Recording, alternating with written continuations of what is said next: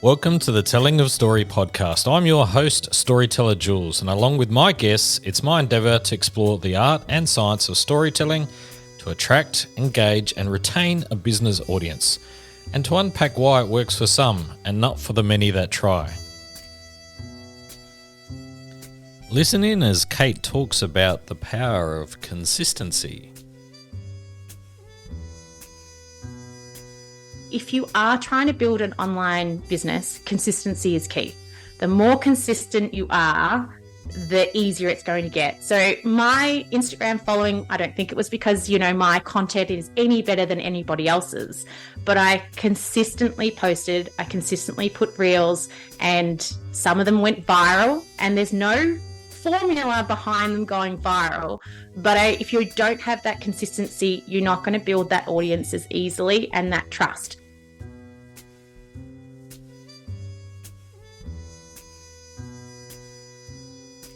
In this episode, I have the pleasure of talking with Kate Boyle, a qualified nutritionist and food scientist and Pilates instructor.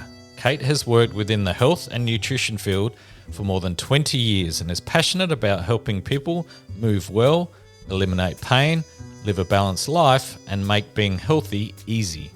Kate owns and operates Mind and Movement Pilates, a Pilates and wellness studio in Melbourne, Australia, as well as her online Pilates and health membership, Mind Movement Health, and a podcast by the same name, the Mind Movement Health Podcast. A mum of two girls, she loves dark chocolate, 80s music, hot showers, and getting out in nature. Kate, welcome to the show. Thanks so much for having me on. I'm excited to be here today. Kate, tell me or take me back to the injury that led you into the health and fitness field in the first place. Well, I have to go back to when I was a teenager. So I originally thought I was going to become a dancer. I was dancing practically full-time going to school, and at 16 I tore the meniscus in my knee.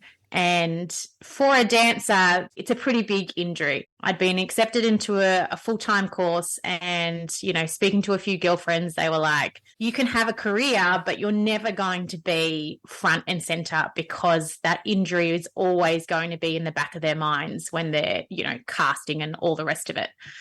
So I kind of had to grapple through thinking, all right, great, my career trajectory is now not going to happen. What am I going to do? And being a young dancer, I was struggling with body image and, restricting my food intake and everything that kind of comes with that dance world. And I thought, you know what, I really should learn some more about nutrition, and maybe instead I could grow up and help other young athletes, learn to fuel themselves properly and hopefully in the meantime cure what I was going through myself. So I went off, finished high school, went off to university, studied nutrition and food science, and worked as a nutritionist for a period of time, sitting at a desk, and hated it.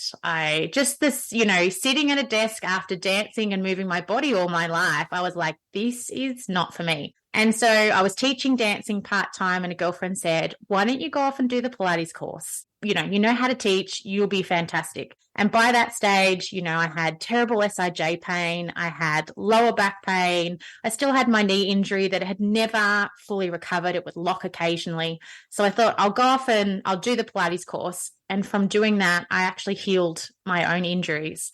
And I thought, well, if this can work for me, I can apply this and help other people. So I worked for different studios. I kept my nutrition job, worked for different studios. And then I went off overseas for a year and taught in Europe, and then came back and opened my studio, Mind and Movement Pilates, and combined the Pilates. But as we know, health is interlinked. So I would get people coming into the studio that were coming to me for lower back pain. But on top of that, we do a few full sort of health history, and they would have gut issues happening. And so then we would interweave, okay, well, if we're changing your movement, can we look at changing your diet? And so it was sort of a multi-pronged approach. And that's how the studio developed. And then going on from there, the last couple of years with everything going a little bit crazy, I was closed for a full year in between all of those lockdowns. So that's when I moved online and then started expanding my online presence and got to where I am today. So take me through that part of the journey as well. So You were forced to close essentially, like everybody else, and you made the decision to go online. Was that just an instant reaction? That's the only way you knew how to go, or is that something that you'd been thinking about beforehand? And this was the straw that broke the camel's back, or Yeah, well, that's pretty much what happened. So I had already, thought about starting a podcast, and I would get people traveling to come and see me. So, I'm in Berwick in Melbourne in the southeastern suburbs, but I would get people coming from the city to visit me, traveling 40 minutes, an hour or more to come to class. And so I thought, moving online and being able to help more people from, around the world is a great way to expand your business, but also having two girls, I wanted a little bit more time freedom as well. So I wanted to be able to do the school drop off and pick up and not have to be as restricted in my teaching hours. So I had already had, thoughts, and I'd already started my online presence. I just hadn't created a membership as such. So it was already there in the lifestyle that I knew I wanted to lead. It was just starting, that kind of just gave me the push that, there's no income coming in if your studio's closed. So it kind of just went, all right, well, now this is the time to do it. so clearly just, creating a couple of courses and putting them online is not enough. So you've gone down the path of building a bit of a personal brand. You've got something like 120,000 followers on Instagram, which is amazing at the time of this recording, at least. You're also pretty prolific on your podcast. You're getting close to 200 podcasts, which, by the way, congratulations. I know how much effort goes into creating the podcast, so well done. Also a guest speaker quite regularly on other podcasts. Why put in so much effort on the online space? I'm really passionate about what I do, which is potentially part of my downfall in finding that sort of work-life balance, which I know a lot of, business owners and entrepreneurs will find. So, when you're creating an online presence, it's very different to having an in-person business. So as soon as somebody comes into my studio, I automatically have that connection with them. I'm seeing them in person. I'm speaking to them. I'm physically touching their bodies when we're doing a class. And that creates a very different connection with someone than seeing someone online.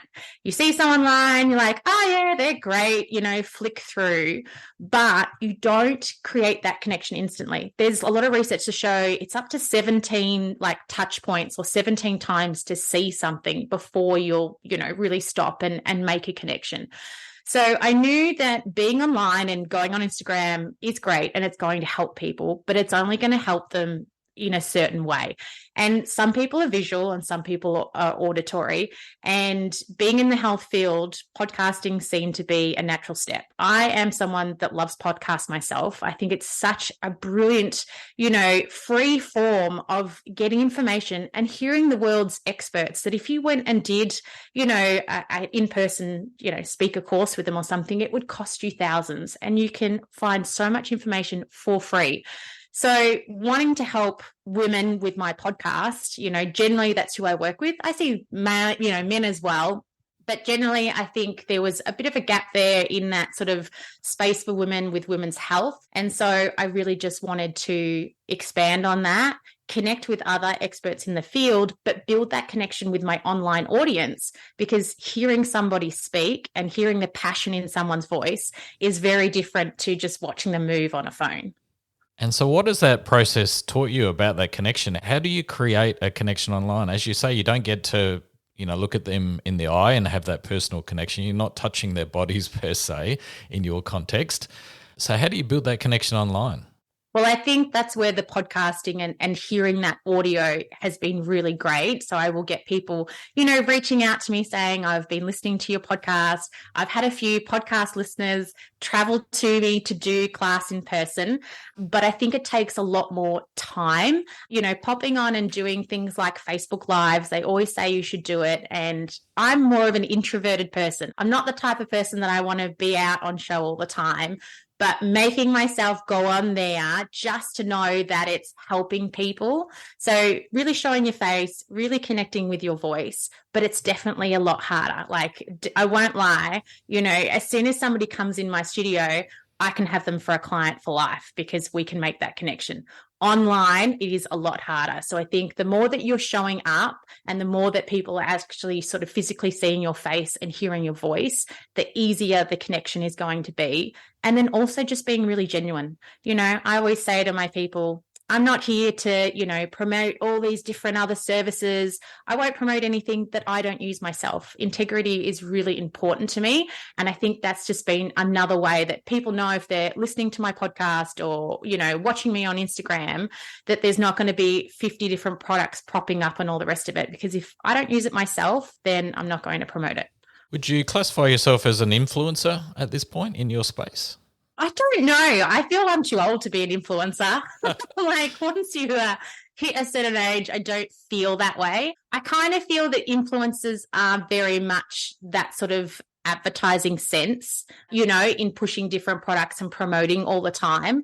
I guess I am. Some people would probably refer to me as an influencer just because I've got that following, but I don't see myself being in that league. With that many followers, what sort of impact has it, if any, or can you quantify the impact that it's had on your business as such?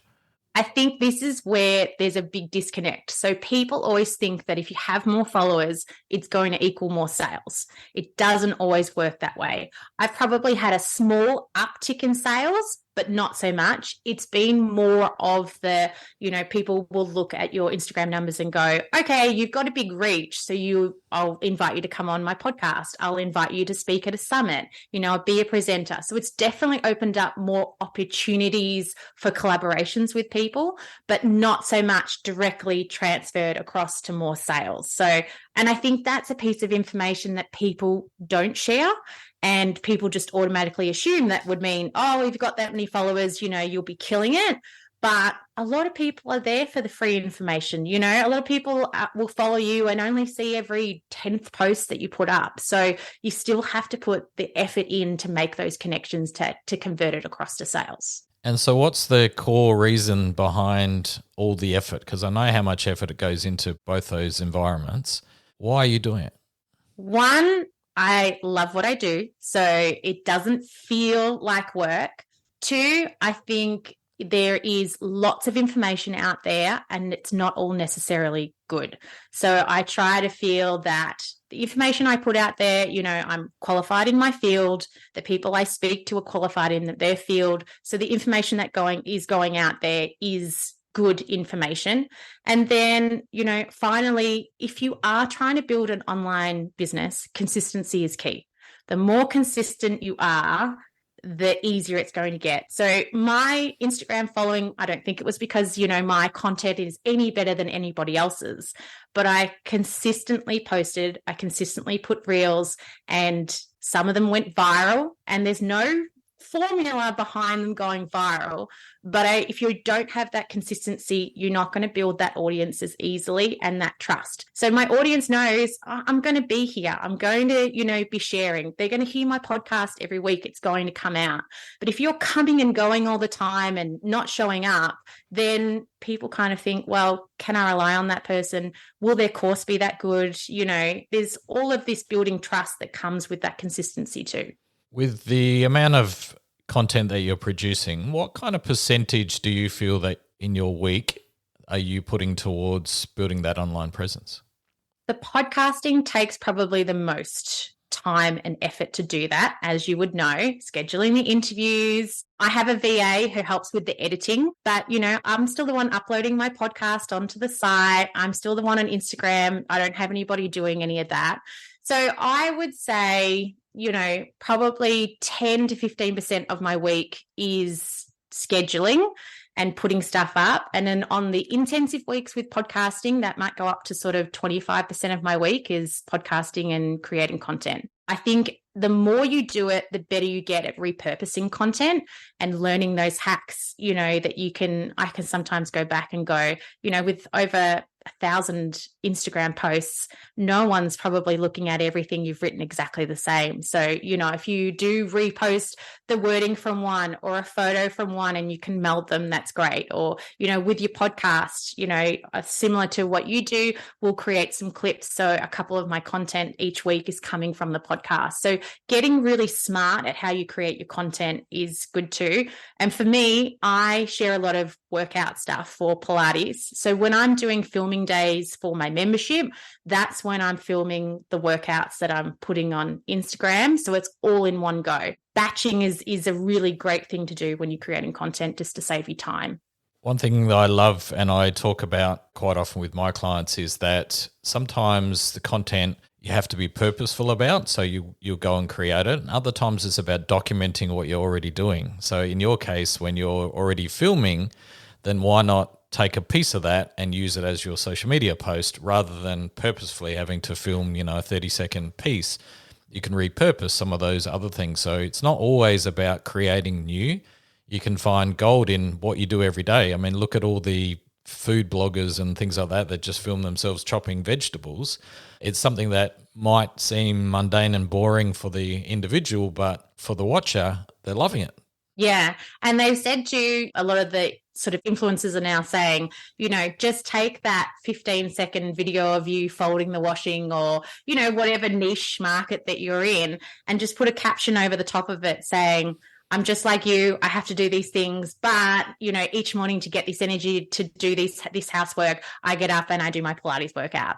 Something as simple as that can give you millions of viewers. And often when you're creating content, this content you put together that you think, oh, this is really good, it's really interesting, it's going to do really well. That's the content that doesn't do well. It's the content you put together really quickly in just a few seconds and put it up there that actually does well. Yeah, sometimes being that natural person, the authenticity comes through and it's relatable. So as you say, if you're doing the washing for the day, that's something everybody can relate to because we've all got to stay clean, right? Exactly. And I think the more relatable and real you are, then the more people can build that connection with you. When you sort of are above or it feels like you're, so perfect, then a lot of people go, oh, that's great, but it's just not attainable. So, we'll move on. I've listened to a couple of your podcasts, and what I really loved was your ability to take some of that technical information that you spoke about. I mean, you're obviously highly educated, and a lot of the information you're sharing is quite technical, but you're able to share it in such a way that is relatable, but also makes sense. And you kind of have this ability to weave in a story or weave in the why you're doing it. You need to do particular exercises. So I really love the way you kind of melded those two things together, why you do something, how you then do it, and then what impact that might have on your body or whatever it is you're trying to do. Is that something you do purposefully, or is it something you've kind of learnt over the years and just do it naturally? Well, it's funny you say that because a few people have actually said that to me and I didn't even realize I was doing it. But thinking more about it, that's how I teach and work with my clients. Because if you are trying to build a relationship with someone, and especially, trust. So I work with a lot of people that may be in a lot of pain, they've had a lot of previous injuries, or they may be dealing with, a chronic disease. So they come in to work with me and they're already a little bit hesitant. It's a big step for them. So to build that trust, you've got to move slowly. And I will always explain to people why we're doing something, because I think if you've got an understanding of why, then you're more inclined to give it a go. So I think that's where that's mainly come from. And then if you know the outcome of what this is going to give you, why we're doing this and the outcome of it, again, you're more inclined to give it a go. So I think just naturally the way I work with people, that's why it's come about, because to me, logically, you're going to be more, willing to give it a go and keep going with it if you know what it's going to do to your body and what the outcome's going to be. You've used the word trust a couple of times now. How important is that in your online presence and even in your business? To me, it's really important. It might not be so important to the viewer, and I think part of that is because I do hold integrity really high. There is a lot of misinformation, as I sort of said before, and it does annoy me that there's a lot of influencers on there that are like, do this exercise and it'll give you a flat stomach, or, that sort of content, it's not realistic. It's not true in the first place. And so many people are so trusting of people online that they get bad information and bad advice. So I always say to people, you've got to do your own research. It's great to see something online, but, do a background check out their qualifications, speak to your personal healthcare practitioner, make sure it's right for you. I think in this day and age, we get bombarded with so much information, but trying to work out, what's right for us is really difficult. And that's where I do, have that empathy with the consumer, that it's not always, especially in the food world, you go to the supermarket thinking that everything in there is going to be good for you. It's really not, it's being driven by companies and money and power. But having that knowledge to work out what's good for you is not easy. So if I can help people with that, then I guess that's one of my main goals. And I know how frustrating it is, being a mum and a person myself. So I always just want to be really clear with what I'm sharing with people. The podcast is great, so congratulations. I mean, just the short couple that I listened to in preparation for this podcast, I learned a lot. I learned that you can be too flexible, which kind of surprised me. I learned that you can have an overactive pelvic floor, which also surprised me. So there's a lot of information that you share. How important is it to be free and open with the information and the expertise that you have? As you say, if I went and saw you as a nutritionist, there'd be a fee generally, but you're willing to give all this stuff away for free. How important is it to be really generous with the storytelling and the information that you share? Well, I think it's important to be really generous, but, it depends there are different people that are out there that say different things, but Alex Hormozi's always says you give your best stuff away for free and people will come back to you because, again, you will build that relationship with them. So I guess, with the podcast and everything, the information I share is fantastic. But again, it's not individualized, and that's where people have to do the work. And whether or not that's, then going to speak to their doctor or find a naturopath or a Pilates instructor, it's working that out. So I think giving that information is really important. And, maybe it does lose me some customers, but at the end of the day, if it's helping improve people's lives, then that's fantastic. And you will attract the people that want to work with you. Like, my clients, they listen to my podcasts, they, have learnt lots of things through the podcast or my newsletters or social media, but they still want to come and work with me for a reason. So I think, if you can find those people, then that's your customer base. As you say, by getting out there, you're speaking to potentially thousands of people many times a day or however often they might come across your content, but it's only the select few that you need to work with anyway. So giving it away to 120,000 followers is not necessarily a big deal because there's no way that you're ever going to, manage to deal with 120,000 customers, right? So you don't need that kind of volume. So social media allows us to get out to a much bigger audience, but that doesn't necessarily mean that you need to deal with each one of those and filter them out and help every single one of them. It's only a select few that will take the knowledge and do that. So I really applaud what you're doing. So I think it's a fantastic approach. How does intuition play a part in the way you work? It plays a big part in the way I work. And I think part of that is spending so many years growing up dancing, having to be in my body, connect to my body, know what it feels like, know what movement feels like. And, I can meet a person, straight away. And if you're listening to your body, your intuition will tell you whether or not, something's not right here, or, you just got to listen to those signals. So a lot of the time when I'm working with people, especially in person, maybe, intuition is that sort of another way of saying that I can tune into other people's body language, expressions. Maybe it's just small noises that they make. Maybe it's the way that they glance, and the way the look they have in their eyes, which was much harder when we all had to wear face masks, I tell you, because the face can give away so much. So I think I'm just more in tune with that. And then therefore that will change the way I work with someone, whether or not it's the exercise I give them or the tone I'm taking with them or how much empathy, I'm sharing, or just whether or not I need to really listen or I need to give advice. And sometimes you just need to listen to your client rather than being like, this is what you need to do. So I think it really plays a huge part in what I do and being able to connect with my audience or with my clients. There's a lot of information out there around health. As you say, there's plenty of stuff, whether good, bad, or indifferent. There's a whole bunch of stuff that is available to anybody out there. There's books, there's podcasts, there's films, there's anything that you can think of, information around health. And yet, not everybody is healthy. Not everybody is as fit as we could be. How important is the process of storytelling or the process of engaging with somebody over a long period of time as part of the process of changing the psyche of an individual? As you say, there's lots of different components when it comes to your health.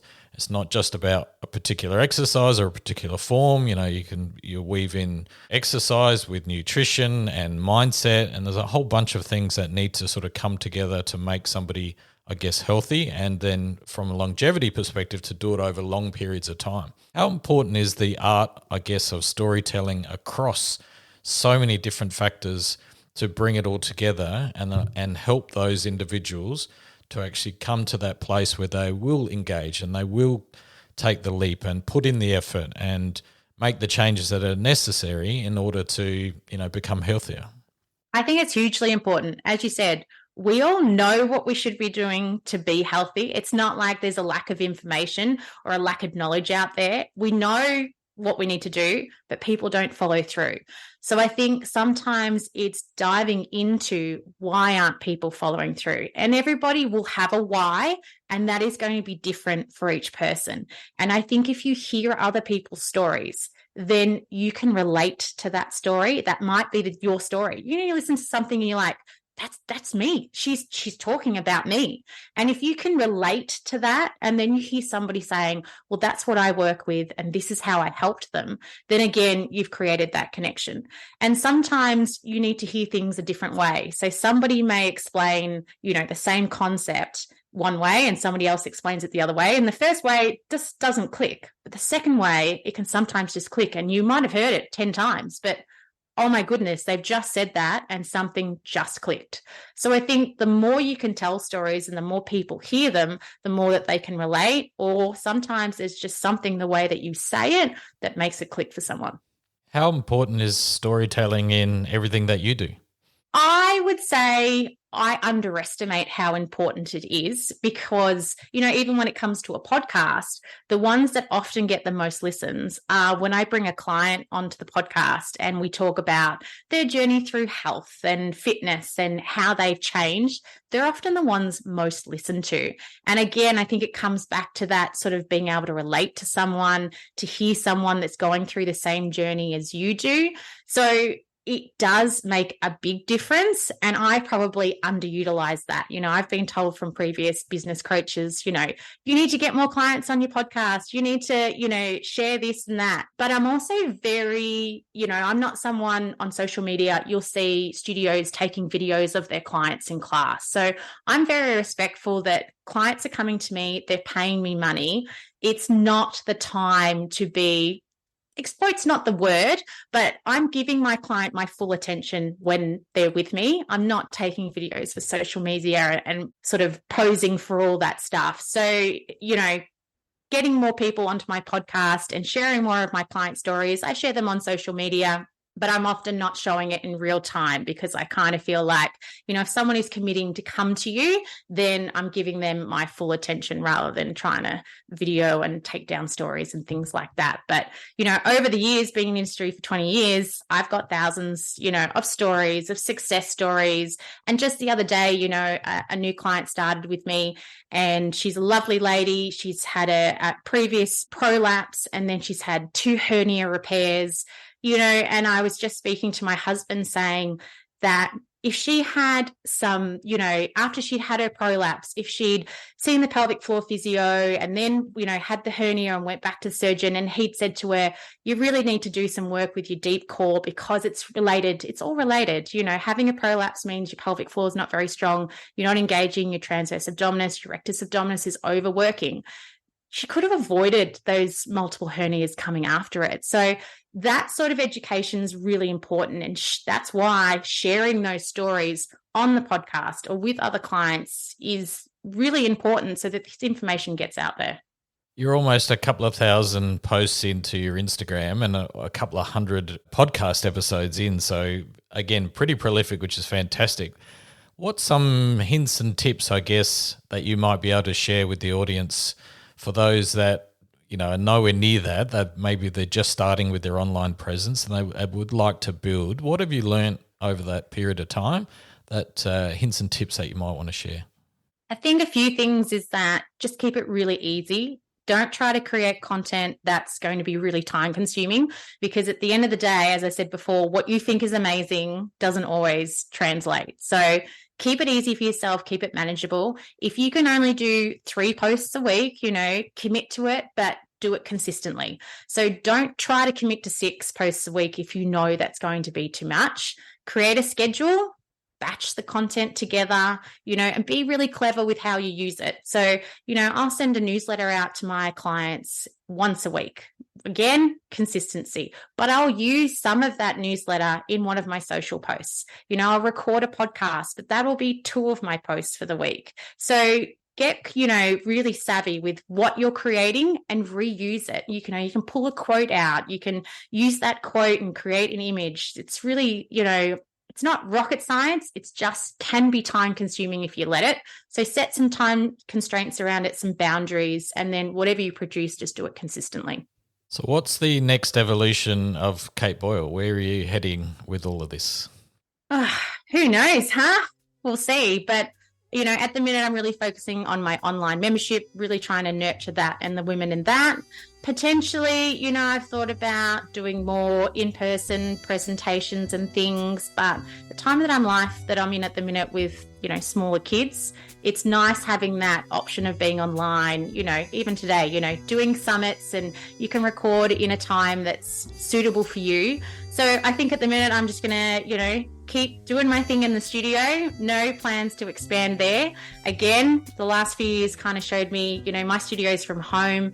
I had plans of, expanding out, renting a space, bringing in people. And I'm really glad I didn't do that, because at the end of the day, that would have been a real nightmare, time-wise, money-wise, all the rest of it. So I really like my intimate in-person work, and then it'll just be working on expanding my online presence and just, really building up the membership to support people. Kate, I've thoroughly enjoyed having our conversation. Where can the audience find out a little bit more about you? Sure. So they can find me on Instagram at Mind Movement Health. My podcast is Mind Movement Health. Also, otherwise, they can check out the website which is mindmovementhealth.com.au. And definitely check out the podcast, because there's lots and lots of gold in there, lots of learning. So congrats and thanks for joining me. Thanks so much for having me on. It's been a really great conversation. Cheers. Kate is a great example of how to build an online following, and importantly, doing it for the right reasons. Much love. Chat soon.